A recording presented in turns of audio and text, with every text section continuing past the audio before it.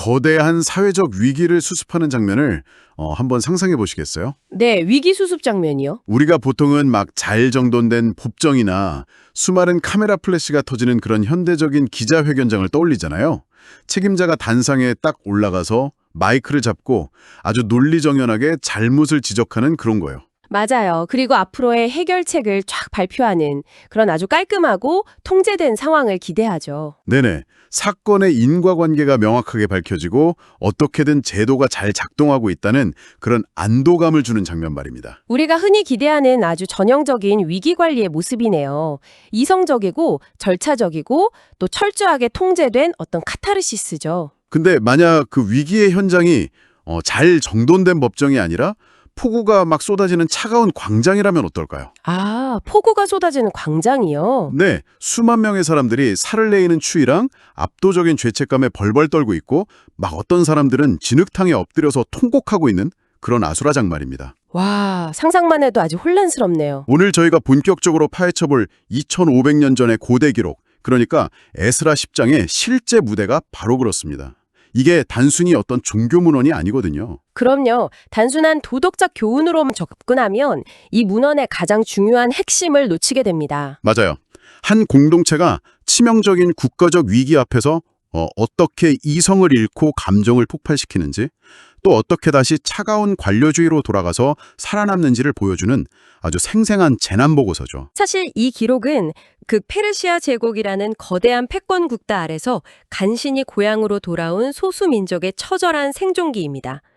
리더십의 붕괴 위기랑 대중의 공포가 어떻게 맞물려서 극단적인 해결책을 만들어내는지 추적할 수 있는 아주 완박한 케이스 스터디죠. 청취자 여러분, 자, 이 치열한 기록의 첫 장면은 아주 압도적인 감정의 폭발로 시작됩니다. 에스라라는 최고 지도자가 성전 앞에 엎드려서 막 통곡하면서 죄를 자백하고 있어요. 네, 혼자 오는 게 아니었죠. 네. 그러자 남녀노소, 심지어 어린아이들까지 엄청나게 큰 무리가 그 주위로 모여들어서 다 같이 심하게 울부짖기 시작합니다. 제가 이 부분을 읽으면서 처음 든 생각이 에스라의 리더십이 참 특이하다는 거였어요. 어떤 면에서 그렇게 느끼셨나요? 보통 위기 상황이면 리더가 단상에 올라가서 여러분, 우리가 이런 잘못을 했으니 당장 바로 잡읍시다, 이렇게 명령하고 지시하잖아요. 그렇죠. 보통은 강력하게 통제하려고 하죠. 근데 그는 그냥 흙바닥에 엎드려서 울기만 하거든요. 그래서 처음엔 이게 리더십의 부재라 무능력 아닌가 싶었어요. 그런데 이게 오히려 대중을 움직이는 고도의 심리전이었을까요? 오, 아주 흥미로운 관점입니다.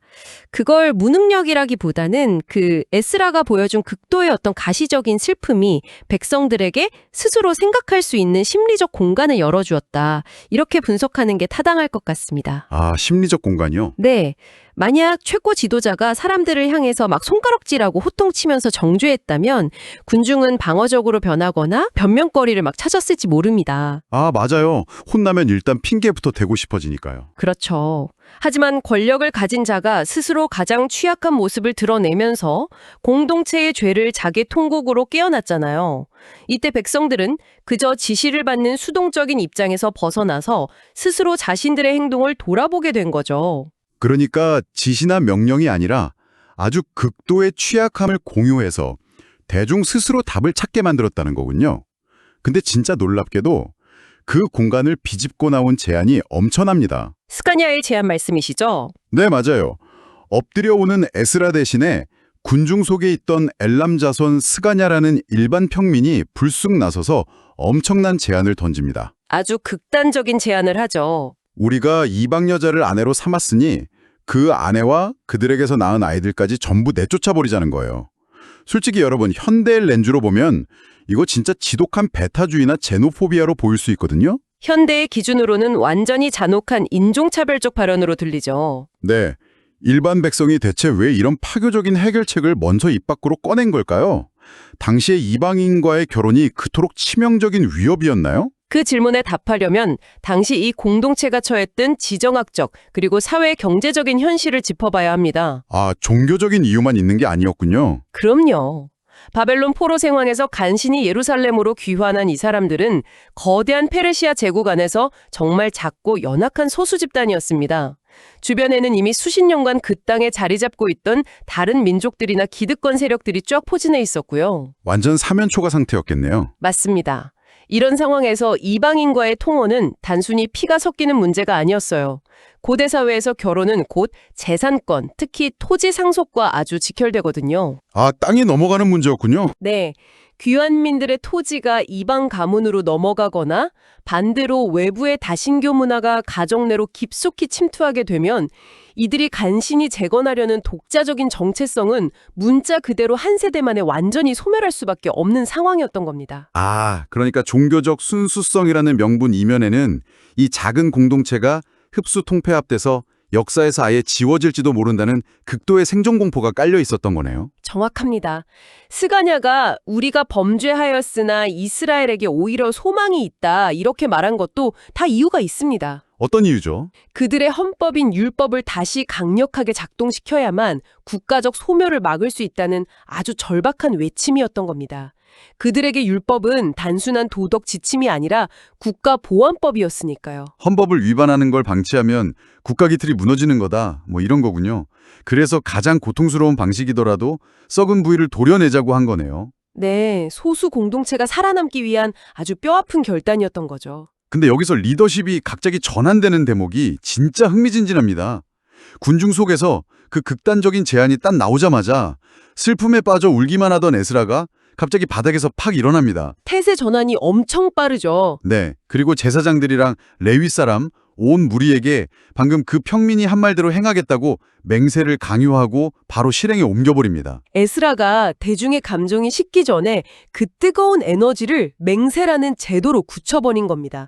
감정의 분출을 즉각적인 행동의 결단으로 싹 바꿔버린 아주 탁월한 위기관리 능력이죠. 와, 맹세가 이루어진 후의 상황은 진짜 속도전 같아요. 에스라는 대제사장의 방에 들어가서 떡도 물도 먹지 않고 금식에 돌입합니다. 그리고 유다와 예루살렘의 모든 귀환자들에게 엄청난 포고령이 내려지죠. 최후 통첩이 내려지죠. 3일 내에 예루살렘으로 모이라 이렇게요. 네, 근데 청취자 여러분도 아마 이 대목에서 강한 의구심이 드실 겁니다. 3일 안에 오지 않으면 개인 재산을 전부 몰수하고 공동체에서 영원히 추방하겠다는 건데 이거 아무리 전시 상황이라도 너무 독재적이고 폭력적인 거 아닌가요? 현대의 관점에서는 아주 무자비한 국가 권력의 횡포로 보일 수밖에 없죠. 그런데 여기서 재산 몰수로 번역된 단어의 배경을 살펴보면 훨씬 더 살벌합니다. 더 살벌하다고요? 재산을 뺏는 것보다 더 무서운 게 있나요? 고대의 근동에서 이 단어는 보통 신에게 바쳐져서 완전히 파괴되거나 영구적으로 격리된다는 개념과 맞닿아 있습니다. 게다가 공동체에서 추방당한다는 건 당시의 척박한 환경을 고려할 때 사실상 물리적인 죽음을 의미할 수도 있었고요. 세상에, 그러니까 그냥 재산 뺏고 쫓아내는 게 아니라 거의 사형 선고나 다름없었다는 거네요. 그렇기 때문에 이 최후 통첩은 이 사안이 일반적인 민사사건이 아니라 국가 반역에 준하는 비상사태로 다루어지고 있다는 걸 확실히 보여주는 겁니다. 생존을 위해서 공동체의 기강을 완전 전시 상태로 끌어올린 극약 처방이었군요. 근데 그 극약 처방이 진짜 먹혔어요. 9월 20일 이스라엘의 모든 남자가 정말 3일 만에 예루살렘 성전 앞 광장에 쫙 모여듭니다. 아주 극적인 장면이 연출되죠. 네, 근데 여기서 아주 엄청난 변수가 등장하잖아요. 모인 날이 하필이면 우기, 그것도 아주 큰 비가 쏟아지는 날이었어요. 수만 명의 사람들이 젖은 맨바닥에 앉아 있는데 추방당할 거라는 두려움, 죄책감, 거기다 폭우 때문에 막 벌벌 떨고 있었다고 기록돼 있습니다. 비에 젖어 얼어붙은 거대한 군중, 그리고 그들 위에 군림하면서 단호하게 결단을 촉구하는 지도자. 고대 기록 중에서도 시각적이고 감각적인 묘사가 정말 압도적인 장면입니다. 저는 이 묘사가 너무 디테일해서 막 다큐멘터리 영상을 보는 것 같았어요. 근데 제가 이 장면에서 제일 놀랐던 건 백성들의 반응입니다. 어떤 반응이 놀라우셨나요? 저는 이 사람들이 완전 공포에 질려 있으니까 에스라 명령에 맹목적으로 복종해서 막 당장 집으로 달려가 아내들을 쫓아낼 줄 알았거든요. 분위기만 보면 당장 그렇게 해야 할 것 같죠. 네. 근데 당장 끊어버리라는 호통을 듣고도 벌벌 떨던 군중이 놀랍도록 현실적인 역제안을 내놓습니다. 아주 합리적인 제안이었죠. 네. 당신 말씀이 다 맞고 우리가 그렇게 하겠지만 지금 비가 너무 많이 와서 밖에 서 있을 수가 없습니다. 게다가 이게 하루 이틀에 끝날 문제도 아니니까 차라리 대표들을 세워서 체계적으로 조사하게 해주십시오 이러잖아요. 바로 그 대목이 이 문헌이 지닌 현실성을 극대화하는 지점입니다. 극도의 감정적 혼란과 신체적 고통 속에서도 대중은 실무적인 이성을 잃지 않았던 겁니다. 그 아수라장 속에서도 정신을 똑바로 차린 거네요. 네, 수만 명을 그 비오는 광장에서 약식으로 재판하거나 각자 알아서 이혼하게 내버려 두면 어떤 일이 벌어지겠습니까? 엄청난 사회적 혼란과 억울한 피해자가 발생할 거라는 걸 직감한 거죠. 아, 헌법을 어긴 건 인정하지만 인민재판식으로 하루 만에 차례할 순 없으니 절차대로 하자고 항변한 거군요. 진짜 경이롭습니다. 그리고 기록의 공정성을 보여주는 또 하나의 중요한 디테일이 바로 그 뒤에 등장합니다. 어떤 디테일이죠? 대다수가 행정적인 조사를 수용하는 분위기 속에서도 요나단과 야스야라는 인물이 일어나서 이 절차 자체를 반대합니다. 그리고 무술람과 삽부대라는 인물들이 그들을 동조하는 장면이 아주 명확하게 기록되어 있죠. 반대파의 이름이요. 보통 고대 종교 기록물들은 영웅적인 리더랑 거기에 일사불란하게 순종하는 백성들을 막 미화하기 마련이잖아요. 그렇죠. 보통은 자범을 숨기고 싶어 하죠. 근데 만장일치가 아니라 반대파 이름까지 콕 집어서 남겨두다니요? 이게 이 기록관이 얼마나 사실주의에 입각해서 문서를 작성했는지 보여주는 아주 결정적인 증거입니다. 이 사안이 결코 공동체 내부에서 부드럽게 합의된 게 아니라는 거죠. 각자의 이해관계에 따라 아주 첨예한 갈등과 저항이 존재했던 복잡한 정치적 사안이었음을 전혀 숨기지 않는 겁니다. 와, 진짜 현실적이네요. 자, 이렇게 백성들의 합리적인 제안이 수용되면서 상황은 완전히 새로운 국면으로 접어듭니다. 광장에서의 눈물과 폭우는 거치고 각 종족을 따라 족장들이 조사위원으로 위임되죠. 본격적인 실무가 시작된 거죠. 네. 10월 1일에 조사를 시작해서 다음해 1월 1일에 조사가 딱 끝납니다. 정확히 3개월이 걸렸어요. 처음에 이 기록은 막 성전 앞에 뜨거운 통곡이라는 감정 폭발로 시작했는데 어느새 아주 차갑고 지루한 관료적 행정감사 절차로 변해버렸습니다. 감정이 제도로 변모하는 과정이죠. 네, 이걸 우리는 어떻게 이해해야 할까요? 거대한 사회적 변화나 진정한 개혁은 결국 단발적인 감정적 호소만으로는 완성될 수 없다는 아주 뼈아픈 진실을 보여줍니다. 사람들은 보통 광장에 모여 눈물 흘리고 구호 외치면 세상이 당장 바뀔 거라고 기대하잖아요. 맞아요. 뭔가 뜨거운 감동이 있으면 다 해결될 것 같은 기분이 들죠. 하지만 현실의 뼈대를 실질적으로 해체하고 재조립하려면 반드시 이런 냉혹하고 지루한 관료주의적 절차가 뒤따라야만 합니다. 마치 거대한 기업의 구조조정이나 국세청의 전국민 대상 세무조사 같은 거네요. 아주 훌륭한 비유입니다. 이 3개월 동안 위원회가 처리해야 했을 실무를 한번 상상해 보십시오. 그냥 이름만 딱 적고 끝나는 게 절대 아닙니다. 조사할 게 한두 가지가 아니었겠네요? 이 여인이 정말로 금지된 이방부족 출신인지 아니면 이미 유대교로 개종을 완료한 사람인지 혈통과 율법의 잣대로 아주 철저히 검증해야 했을 겁니다. 게다가 이혼을 집행할 때 지참금이나 재산 분할은 어떻게 할 건지 아이들의 양육권은 누구에게 귀속되는지 하나하나 따져야 하는 엄청난 법적 분쟁의 연속이었을 겁니다. 그렇게 생각하니까 3개월이라는 기간이 오히려 너무 짧게 느껴질 정도네요. 그 치열하고 차가운 행정감사의 결과물이 바로 이 기록의 마지막을 장식하는 18절부터 44절까지의 명단이잖아요. 네, 살생부나 다름없는 영단이죠. 무려 100명이 넘는 이름이 쉼없이 쫙 나열되는데 이 명단의 구조가 진짜 기가 막힙니다. 제일 먼저 1번 타자로 지목되는 그룹이 다름 아닌 종교적 최고 지도층인 제사장의 무리들입니다. 예수와 자손 같은 완전 고위직 이름이 수장격으로 딱 기록되어 있어요. 이 문헌에서 가장 뼈아프면서도 상징적인 대목입니다. 율법을 수호하고 백성들에게 모범을 보여야 할 제사장 그룹이 대대적인 헌법 위반의 선두에 서 있었다는 사실을 아예 역사에 박제해버린 것이죠. 진짜 창피했을 것 같아요. 심지어 기록을 보면 이 제사장들이 손을 잡고 이방 아내를 보내기로 맹세한 뒤에 그 죄에 대한 대가로 수양 하나를 속건제로 바쳤다는 구체적인 행위까지 묘사됩니다. 아주 치욕적인 장면이죠. 여기서 속건제로 수양을 바쳤다는 게 당시 사회에서 구체적으로 어떤 의미를 가지나요? 고대 농경사회, 특히 유목사회에서 수양 한 마리는 결코 가벼운 비용이 아닙니다. 상당한 경제적 출혈을 의미하죠. 하지만 돈보다 더 중요한 것은 그 사회적 의미입니다. 사회적 의미요? 네, 속건제는 자신이 공동체와 신에게 큰 피해를 입혔다는 걸 공개적으로 인정하고 배상하는 제사거든요. 최고 위층인 제사장들이 직접 짐승을 끌고 성전에 나와서 만천하의 닭이 범법행위를 시인하고 수치를 감당해야 했다는 뜻입니다. 와, 진짜 엄청난 수치심이었겠네요.